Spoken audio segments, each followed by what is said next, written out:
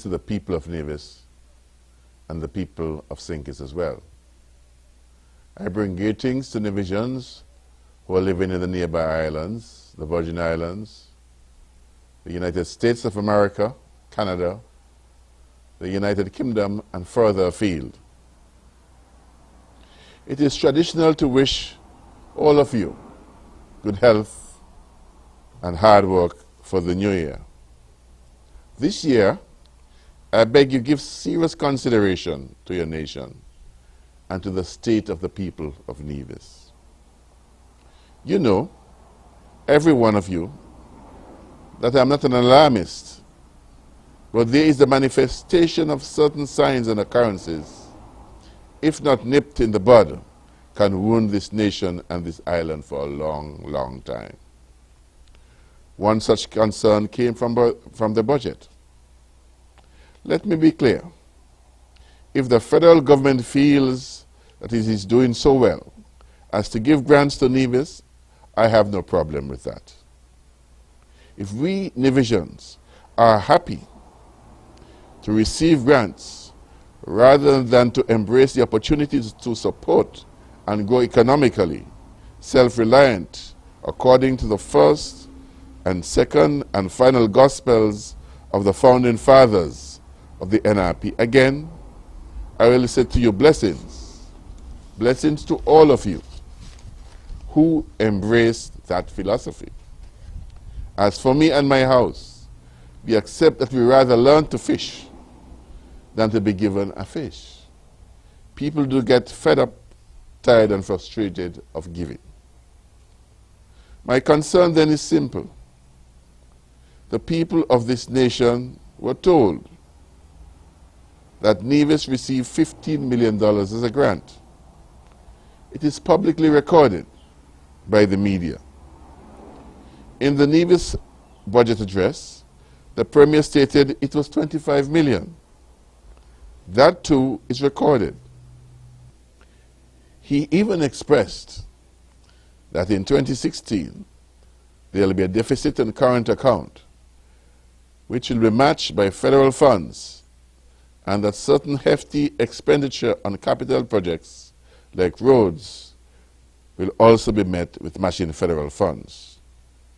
To my mind, this is unusual but welcome generosity on the part of the federal government.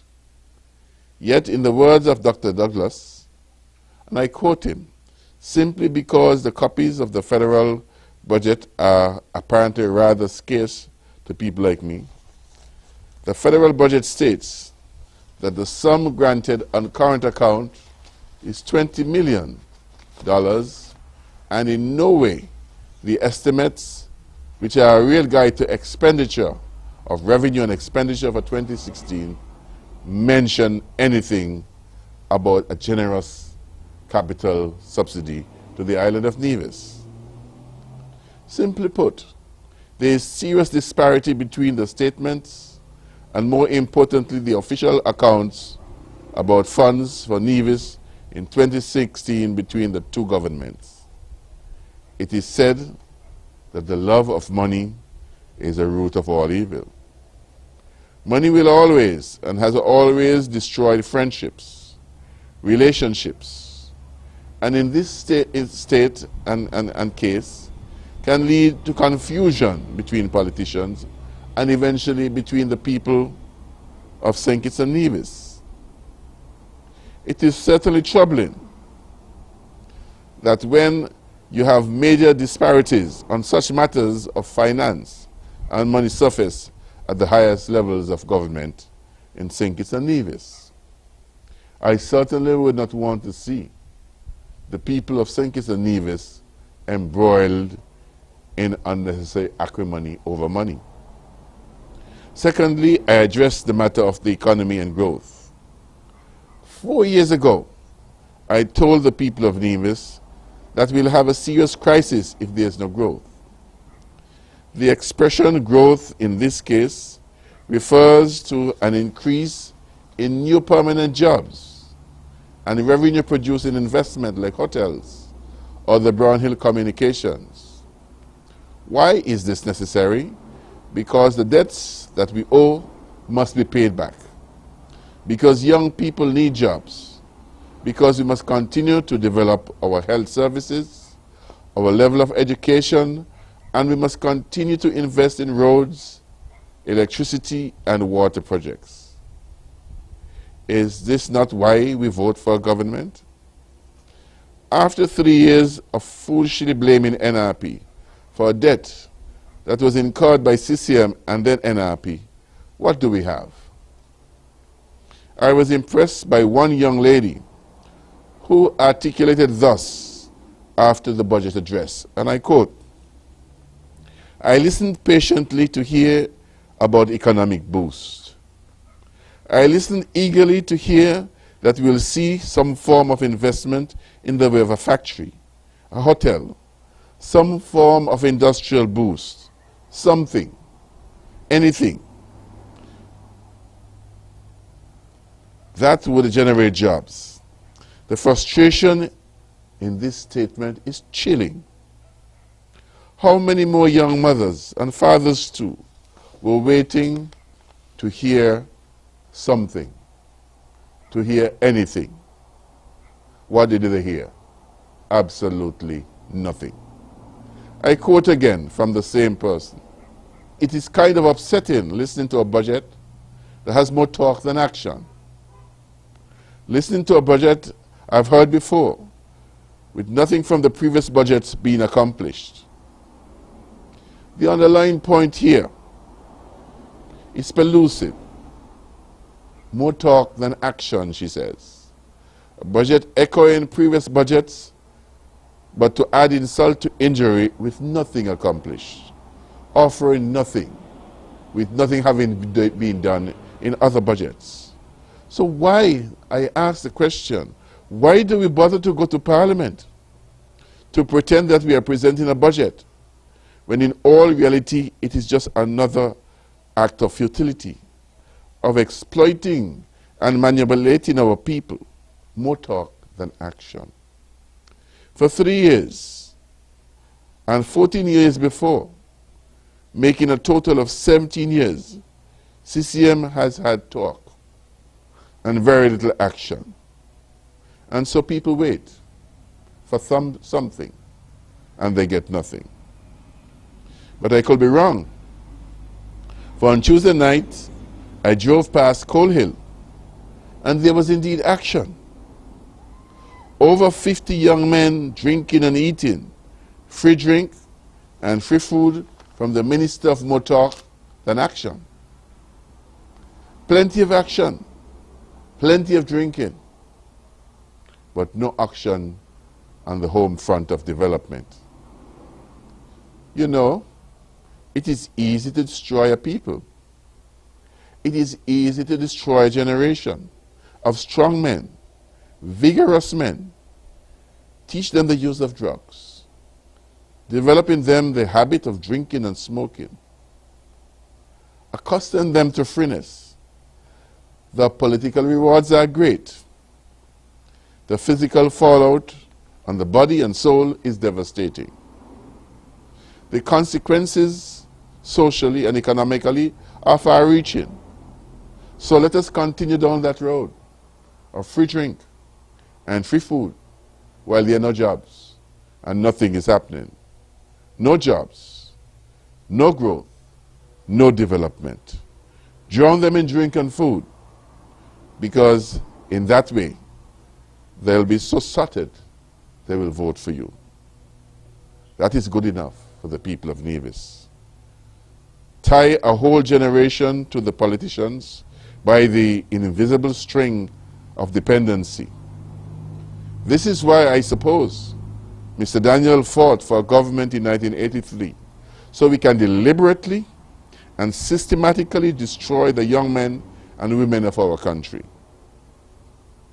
Now we come to the gangs and gang culture and criminal activity. You take away the will of a man, you create a potential criminal. You undermine the work ethic. You create a dependent person. You are preparing that person to take what he has not worked for, to disrespect himself and all those around him. Yes, reckless ambition, a person totally given to selfishness, let loose on an unsuspecting public, can do more damage than a runaway train. I warn you, I warn us, the people of Nevis, that 2016, we better become aware of what is happening around us and what is happening in the country. It is not enough now to identify criminal elements and to seek to remove them from the public presence, that is, to lock them up. We need to grapple with the actions and behavioral patterns that create criminals. We cannot incarcerate everyone. The roots of the problem must be identified and eradicated. The causes of gang behavior and crime stare us in the face daily. We, the people of Nevis, must seize the pretense of not understanding. We do understand. We must seize the pretense of not knowing. We do know. We know what is wrong with our men and women. We know what is wrong in our society, but we do nothing about it. My appeal to you now is, let us do something. Let us take action now. Finally, I address the matter of excess. Again, I emphasize for all of us to hear, to listen, to understand. No member of the Nevis Reformation Party serving or having served in St. Kitts and serving or having served in Nevis has ever received 2 salaries at the same time for work that is done during the same hours. If it was so, you'd have been told on VON years ago.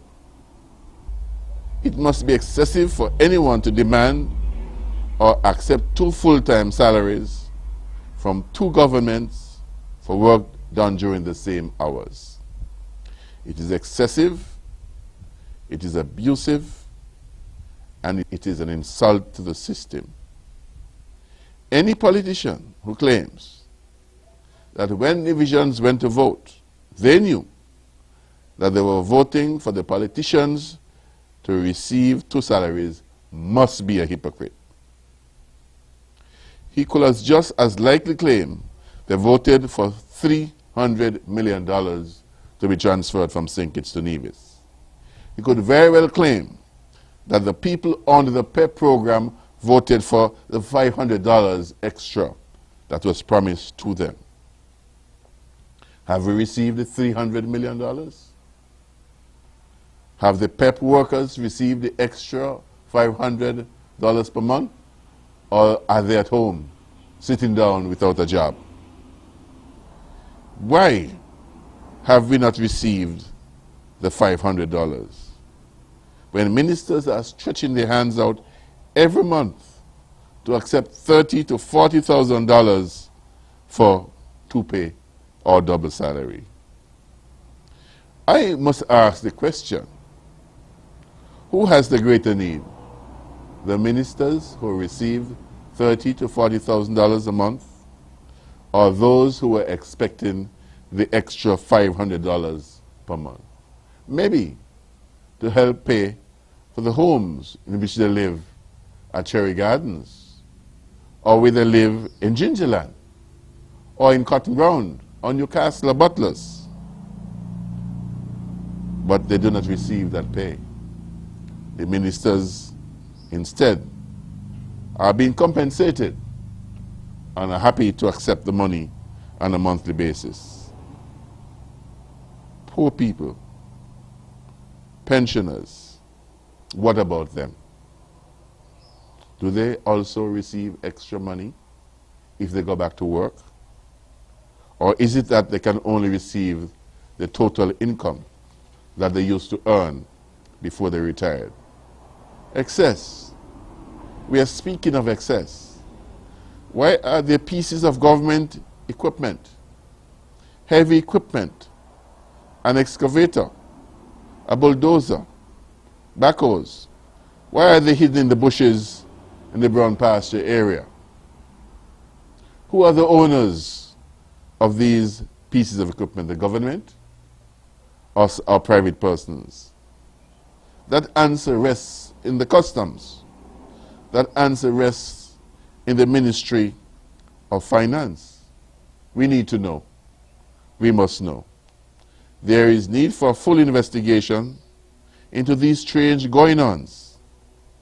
And I'm calling on the government of Nevis to establish the Public Accounts Committee, the arm of Parliament, with immediate effect to carry out the necessary investigation to determine what is really happening in our country. We have fled the main road of life, of reasonableness and decency, and we are trampling through the hedges and on the byroads of deceit, lies, and deception. It is time for action. It is time for action now. So, my dear people, this is the new year, and this is the state of affairs on the island of Nevis. It is not happy. It does not sound positive. But this is where we are. I am asking you, and I'm appealing to you, to give consideration to what I have outlined. But at the same time, I'm saying, let us not give up hope. All of us fully understand what is right and what is wrong. And we know what to do to make things right. Let us look at ourselves and seek to do the right things that can rectify the problems in this country. If we wish to have hope, the hope is in ourselves. If we wish to see change, that change can come from inside of us. We are people who believe in God. We are people of Christian faith. We should have the strength of character and the firm belief in that we can make change with the help of God. I'm asking you this 2016 to support us, to support the Nevis Reformation Party, because we can bring that hope. We can bring that change. We can make a difference in this country between what is happening and what should happen. You have the Concerned Citizens Movement for 3 years. Before that, you had them for 14 years. You had the Nevis Reformation Party for 6 years. You can make the comparison, and you have seen the difference in performance. You heard of many accusations of corruption, of wrongdoing of the NRP, but you have seen no proof. There have been so many studies done. Auditors called in to examine the housing corporation, to examine the airport sale, to examine our conduct in government. Nothing has been published. Nothing has been published. So as far as I'm concerned, you can dismiss that. Dismiss the idea and claim of corruption and focus on performance. The performance of the present government and their performance 14 years before and the 6 years of performance of the Nevis Reformation Party. And having made that comparison, you can begin to think. You can begin to have constructive discussions, and you can begin to look to what will happen in the future. Because I tell you, Nevis can be a strong country. Nevis can be a great country if the people of Nevis do the right thing. I want to wish you, on behalf of the Nevis Reformation Party and my wife and family, a happy new year. I hope that together we can make the change that can not only bring prosperity to us, but can make a bright future for our young people, for our children. I want you to remember the words of that young lady. What can she tell her child? The child will soon be of voting age. What can she tell her child in terms of what is available on this island that we call Nevis? Happy New Year. May God bless you. And thank you for listening.